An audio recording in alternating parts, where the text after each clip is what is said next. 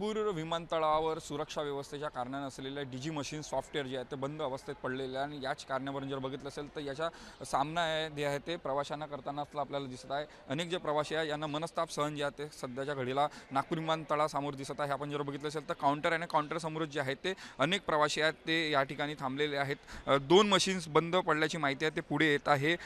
एकूणच जर बघितलं असेल तर सुरक्षा व्यवस्था जे आहे ते सुरक्षा रक्षक आहेत ते फक्त आधार कार्ड असेल किंवा अन्य कागदपत्र तपासणी करतात, मात्र जे सॉफ्टवेअर मशीन असते तिथे कुठलेच उपयोग होत नसल्याने ते बंद आहे आणि याच्याच फटका जे आहे ते प्रवाशांना बसत आहे। आपल्यासोबत काही प्रवाशांचे जे नातेवाईक आहेत ते त्यांना सोडून दिले, काय कारण आहे, काय सांगितलं गेलं आहे? या ठिकाणी डी-जे यात्रा ॲप जे आहे ज्याच्यामध्ये डायरेक्ट ॲक्सेस असतो एअरपोर्टमध्ये, ते बंद असल्याची माहिती मिळते आहे। आत्ताच मी माझ्या रिलेटिव्हना सोडायला आलो, परंतु डी-जे इथनं प्रवेश मिळाला नाही।